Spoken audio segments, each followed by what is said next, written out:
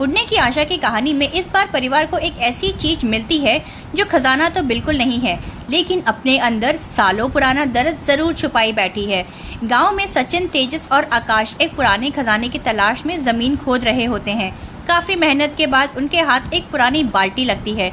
तेजस तो खुशी से अपना हिस्सा मांगने लगता है, लेकिन तभी वहां पहुंची दादी सावित्री उस बाल्टी को देखते ही बिल्कुल बदल जाती है। वो बताती है कि ये कोई खजाना नहीं बल्कि उनकी जिंदगी का वो हिस्सा है जिसे उन्होंने कभी किसी को नहीं बताया था। नई दुल्हन बनकर जब वे इस घर में आई थी तब उनकी सास इन्हें इस बाल्टी से जुड़ा काम करवाकर अपमानित किया करती थी। उस दर्द को भूलने के लिए सावित्री ने एक दिन इसे जमीन में दफना दिया था।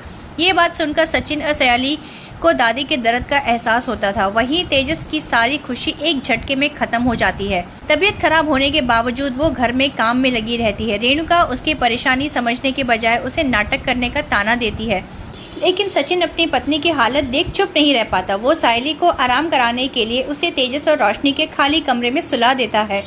यही बात घर में एक नया विवाद खड़ा कर देती है और आखिरकार बीमार सायली को वहां से भी निकाल दिया जाता है। रात में जब सायली फर्श में सोने पर मजबूर होती है तो सचिन का दिल टूट जाता है। वह उसके साथ खड़ा होकर साफ कह देता है कि चाहे कोई उसका साथ दे या ना दे, वह सायली को कभी भी अकेले नहीं छोड़ेगा। सचिन डॉक्टर को बुलाकर उसका इलाज करवाता है और घर संभालने की जिम्मेदारी भी खुद उठा लेता है। इसी बीच रेणुका की आवाज चली जाती है। हमेशा सायली को सुनाने वाली रेणुका को चुप देखकर सचिन भी मौका नहीं छोड़ते और मजाक में अपनी माँ को खूब छेड़ते हैं। सायली आराम करती है तो घर का खाना भी सचिन के जिम्मे आ जाता है।